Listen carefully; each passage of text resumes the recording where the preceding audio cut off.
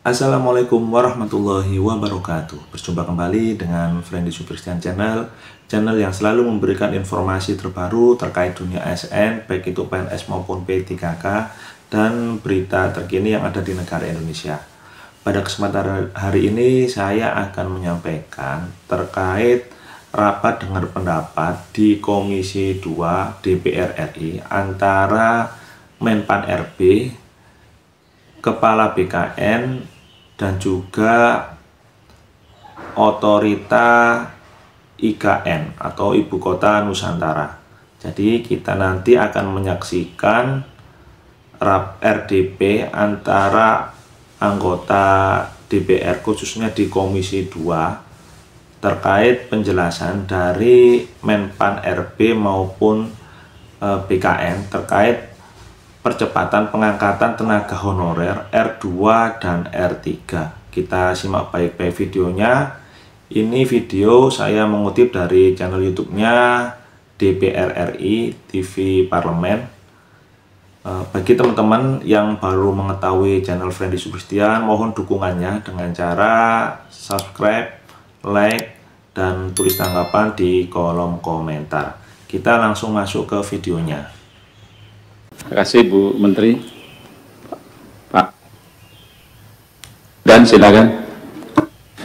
Terima kasih pimpinan, Bapak dan Ibu yang kami hormati, Bu Menteri, Pak Wamen, Pak Sestama IKN, terkait dengan beberapa pertanyaan Bapak dan Ibu, Pak Longki, Pak Giri, kemudian juga Pak Rahmat. Tadi sudah disampaikan oleh Bu Menteri bahwa tahapan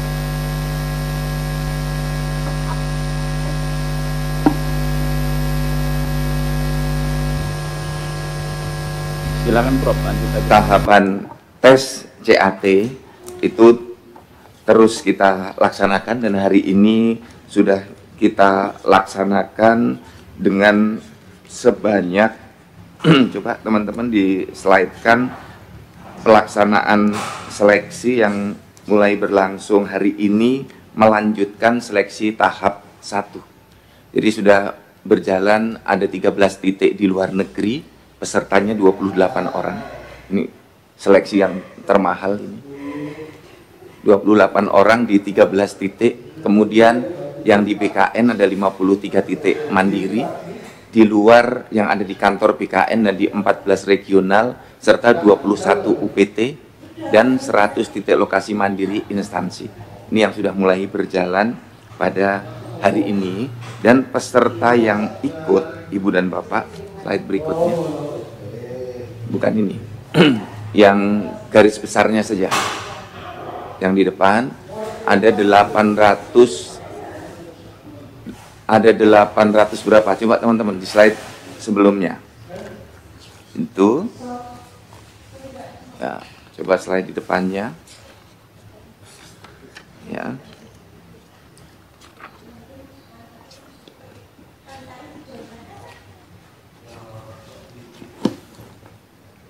Ya, bukan yang tadi kita tayangkan ya. P3K Jadi ada sekitar 800.000 peserta untuk memperebutkan 360-an dari kementerian dan formasi. lembaga adalah. Nah, yang ditanyakan Pak Giri tadi, bagaimana bila tidak mendapatkan 300, formasi? Problemnya Bapak dan Ibu, 300.000, kita harus memiliki 394 pemahaman yang sama. provinsi, Rekan-rekan tolong dislide-kan batas kewenangan dalam pengangkatan 135.932 honorer ini. kota, Ibu Bapak, problem honorer ini berawal dari 114.769 pengangkatan di kabupaten, instansi. Ini yang kita harus paham betul bersama-sama. Kemudian Jadi yang untuk menyelesaikan sisa mestinya juga instansi. 328.542. Menpan membuat kebijakan seleksinya, BKN khusus untuk honorer tidak membuat passing grade, tetapi hanya menyusun ranking sesuai dengan formasi. Ibu Menteri sudah membuka formasi 2,3 juta akan disiapkan semua. Tapi ternyata permintaan instansi hanya 1.017.000 instansi. 1.017.000 formasi dari sekitar 602 instansi. Nah, tentu dengan jumlah formasi yang sedikit itu akan ada yang tidak menjadi CASN penuh waktu. Selebihnya akan menjadi ASN paruh waktu. Ini kebijakan seperti itu, Ibu dan Bapak. Nah, ada juga beberapa instansi yang terus kami kejar. Saya bersama Bu Menteri, Pak Mendagri bulan Maret sudah jemput bola, mengundang semua gubernur, bupati, wali kota. Kemudian minggu yang lalu kami lanjutkan lagi, Bu Menteri, kemudian Bu Menteri yang memimpin, Pak Ketua KSP dan saya mengundang semua instansi untuk melakukan percepatan. Dan alhamdulillah Ibu Bapak kami laporkan saat ini sudah 580 ribuan NIP yang diusulkan oleh instansi KPKN. Kemudian kami sudah menyelesaikan 82%, sekitar 480 ribu NIP. Nah, sekarang yang sudah menjadi SK, ini yang sudah menjadi SK itu baru kisaran 14% dari target. Kita masih punya waktu 1 Juni untuk CPNS dan 1 Oktober untuk P3K. Dan dengan harapan 30 Juni sudah tuntas, sudah diserahkan SK-nya, dan 30 Oktober P3K juga sudah tuntas. Nah, ini per 15 kemarin, tanggal 15 April dan pagi hari ini sudah naik ke 14%. Kemudian melanjutkan yang disampaikan Ibu Menteri tadi, Bapak dan Ibu, konfigurasi ASN kita di beberapa instansi besar mengalami pergeseran yang mendasar. Misalnya, ini sebenarnya melanjutkan yang disampaikan oleh Pak Dedi untuk formasi tadi pagi, itu misalnya Kementerian Hukum dan HAM pecah menjadi 3, Kemdikbud pecah menjadi 3, Kumham pecah menjadi 3, ada sekitar 240 ASN yang sedang kita tata kembali dan ini sudah mendekati selesai, termasuk pengisian jabatan struktural 83%, eselon 1, eselon 2 sudah masuk dan sudah kami koordinasikan. Jadi Pak Irawan, kami bekerja dalam batas kewenangannya BKN, kami nggak boleh melampaui itu, maka pendataan ASN menjadi mutlak harus kami lakukan untuk mewujudkan satu data. Kami dengan para sekjen terus berkoordinasi agar data yang berubah di instansi segera dikirim melalui sistem ke BKN, sehingga data di instansi menjadi real time sama dengan data yang ada di BKN. Nah, ini terus kami lakukan dan per hari ini 14 instansi pengisian eselon 1, eselon 2-nya relatif sudah sekitar 14% dari target. Kemudian yang perlu juga kami laporkan kepada Bapak dan Ibu semuanya adalah mengenai yang ramai tadi juga dipertanyakan. Jadi dimohon untuk seluruh instansi. Apa kami sampaikan karena banyak yang WA saya. Kenapa Pak ini sistem seleksinya jelek begini? Banyak yang mengundurkan diri. ASN karena memang jadi Bapak dan Ibu izin kami melaporkan yang banyak mengundurkan diri sesungguhnya adalah hasil optimalisasi. Sekitar optimalisasi adalah kebijakan yang dibuat oleh pemerintah untuk menghindarkan agar tidak terjadi formasi yang kosong oleh BKN. Nah, optimalisasi ini mudahnya adalah aslinya yang bersangkutan tidak lolos, tidak lulus pada formasi yang dilamar. Misalnya di Kementerian Pendidikan, Kebudayaan, Ristek dan Dikti ini sebagian besar dosen dia tidak lolos dan tidak lulus, misalnya mendaftar pada formasi dosen sosiologi di Universitas Negeri Jember. Formasinya 2, yang bersangkutan ranking 3 dan 4. Maka dia tidak lulus. Kemudian di Universitas Nusa Cendana ada jurusan sosiologi yang melamar tidak ada. Maka 2 orang nilai terbaik secara sistem dikirim ke Nusa Cendana. Jadi menjadi lulus karena formasi di Universitas Nusa Cendana kosong. Kira-kira seperti itu. Nah, ini 5 besar instansi yang hasil optimalisasinya mengundurkan diri. Secara nasional, optimalisasinya kita bisa mendapatkan hasil 16.167 orang. Ini kalau tidak ada optimalisasi berarti ada 16.000 formasi lebih yang akan kosong. Ini tentu akan memboroskan biaya. Karena optimalisasi terisi 16.000 secara normatif.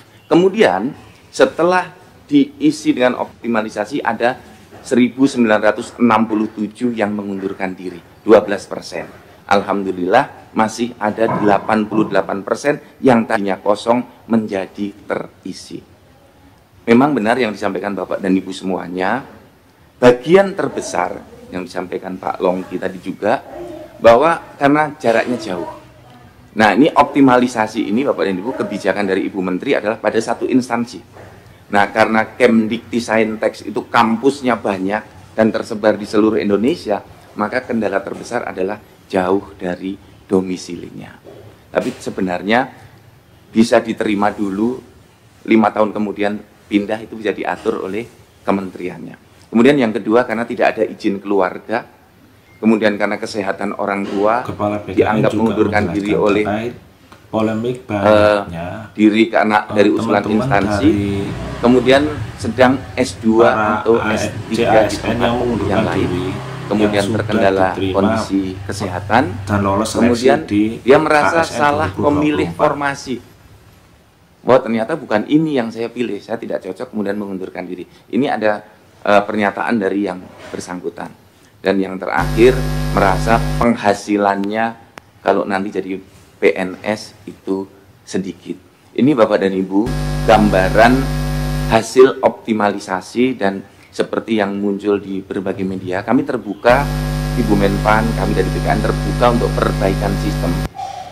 Pada intinya adalah semua yang optimalisasi ini berbasis sistem.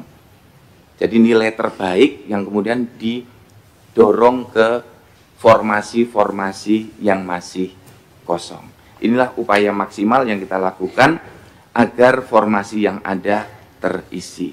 Kemudian yang terakhir, Bapak dan Ibu, di dalam pertanyaan-pertanyaan ini kami optimis nanti bersama Ibu Menteri bahwa perpindahan ke IKN akan terjadi dan pemerintah menyiapkan sumber daya yang terbaik dengan penyiapan-penyiapan secara maksimal, dan saya mendukung penuh kebijakan dari Ibu Menteri dan kebijakan Bapak Presiden untuk pemindahan ASN ke Ibu Kota Nusantara ini.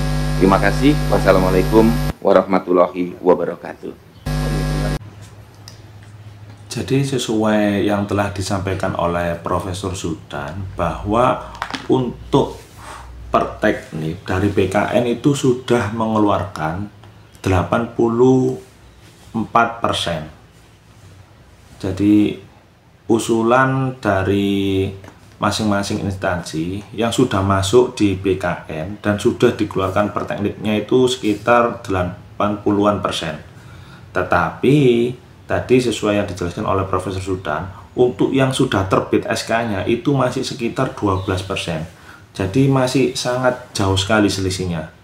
Ini diharapkan dari masing-masing instansi untuk segera menerbitkan SK ASN di daerah masing-masing atau di kementerian dan lembaga masing-masing, sehingga untuk seluruh teman-teman yang sudah lulus menjadi ASN bisa segera diangkat dan bisa segera bekerja di masing-masing instansi yang sudah diterima. Diharapkan nanti untuk tenaga honorer R2 dan R3 itu juga bisa diangkat menjadi P3K penuh waktu. Jadi demikian informasi yang bisa kami sampaikan.